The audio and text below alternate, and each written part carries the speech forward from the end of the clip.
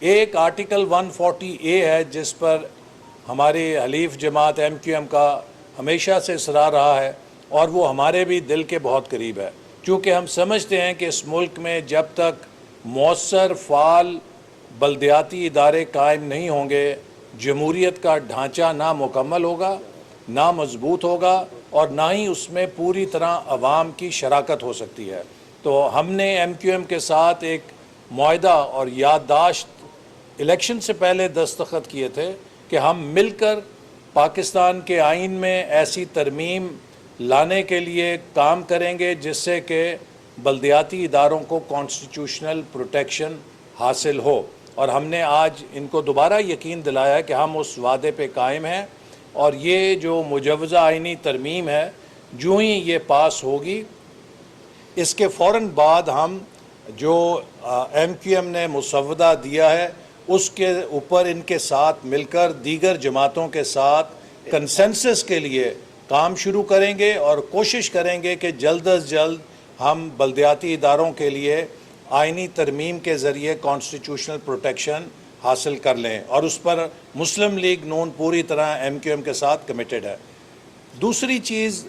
Missing persons کا مسئلہ ہے جس کو MQM کی قیادت نے ہمارے ساتھ ریز کیا ہے، اور ہم نے انہیں یقین دلایا ہے کہ اس کے حوالے سے بھی ہم ایک براڈ بیسڈ میٹنگ کریں گے تمام سٹیک ہولڈرز کے ساتھ، اور سب کے ساتھ مل کر کوشش کریں گے کہ اس مسئلے کا جلد از جلد حل تلاش کیا جائے، چونکہ یہ ہم سب کا فرض ہے، قطع نظر ہم کس جماعت سے تعلق رکھتے ہیں، کہ جو لوگوں کے بنیادی حقوق ہیں ان کی پاسداری کی جا سکے۔ تو اور اسی طرح جو کراچی کے اور حیدرآباد یا اربن ایریاز کے وفاقی حکومت کے بجٹ سے ڈیولپمنٹ پروجیکٹس ہیں ان کے حوالے سے بھی ہماری بات چیت ہوئی ہے، اور ہم نے انہیں یقین دلایا ہے کہ ان پر تیزی سے کام کرنے کے لیے وفاقی حکومت MQM کی مشاورت سے کام کرے گی، اور ہم نے جو SIDCL کا ادارہ تھا اس کو ہم منسٹری آف ہاؤسنگ کے ماتحت کر دیا ہے تاکہ وفاقی حکومت کے وہ پروجیکٹس جو پاک PWD کے ختم ہونے کی وجہ سے تھوڑے سے ویکیوم میں چلے گئے تھے ان کو ہم اس کی نگرانی میں مکمل کرا سکیں اور کسی قسم کا اس میں تعطل نہ آئے، اور جو ڈیولپمنٹ کے پروجیکٹس ہیں ان پر کام فوری طور پہ شروع کیا جا سکے۔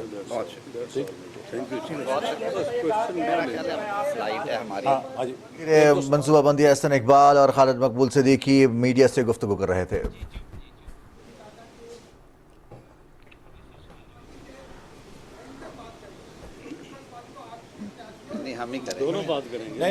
نہیں، جیسے میں نے کہا کہ اس پر ہم کمیٹڈ ہیں، اور میں نے بھی آپ کے سامنے کہا کہ ہم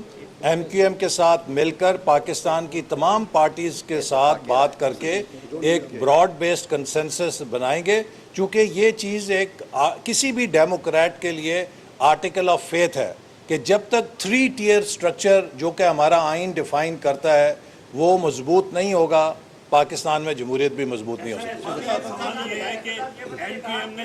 جب تحریک عدم اعتماد ہوئی تھی آپ کا ساتھ دیا تھا، نتائج جو ملنے چاہیے تھے کراچی کو وہ نہیں ملے، اس دفعہ بھی آپ کا ساتھ MQM دے رہی ہے لیکن نتائج نہیں ہے۔ مینڈیٹ کو MQM کے تسلیم کریں، کیونکہ اگر آپ MQM کے مینڈیٹ پہ انگلی اٹھائیں گے تو پنجاب میں آپ کے مینڈیٹ پہ بھی انگلی اٹھے گی۔ تو بہتر یہ ہے کہ ان کو کراچی کے حوالے سے جو ہے نا ان کو ریلیف دیں۔ کراچی کھنڈارات میں تبدیل ہو گیا اور آپ کچھ نہیں کر رہے ہیں۔ پہلی بات یہ ہے کہ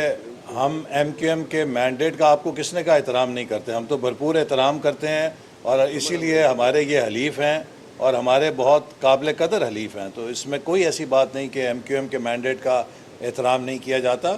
جہاں تک کراچی کا مسئلہ ہے، دیکھیے ہماری جب وفاقی حکومت 13 سے 18 میں تھی تب بھی ہم نے کراچی کے لیے جو میگا انفراسٹرکچر پروجیکٹس ہیں وہ وفاقی حکومت نے نواز شریف صاحب کی قیادت میں شروع کی ہے۔ کراچی کا پہلا میس ٹرانزٹ کا پروجیکٹ جو گرین لائن تھا 25 ارب روپے کی لاگت سے، وہ مسلم لیگ نون کی حکومت نے بنایا، جبکہ پنجاب میں جتنے میس ٹرانزٹ کے پروجیکٹس ہیں، چاہے اورنج لائن ہے چاہے میٹرو بسز ہیں، وہ پنجاب کی صوبائی حکومت نے بنائے۔ اگر وفاقی حکومت نے کوئی 1 روپیہ کسی صوبے میں میس ٹرانزٹ کے لیے لگایا تو وہ کراچی میں لگایا۔ اسی طرح جو K4 کا منصوبہ ہے، اس کو بھی وفاقی حکومت نے 2013-18 میں اس کے لیے 12.5 ارب روپیہ ہم نے اپنے حصے کے ادا کیے، لیکن بعد ازاں اس کو پھر سکوپ بڑھا دیا گیا اور اب بھی اس کو پوری طرح وفاقی حکومت 100% لے کر اس پر وسائل دے رہی ہے، اور تیزی کے ساتھ وابڈا کو پرائم منسٹر نے ہدایت کی ہے کہ K4 کے پروجیکٹ کو، جو پاکستان کے سب سے بڑے شہر کی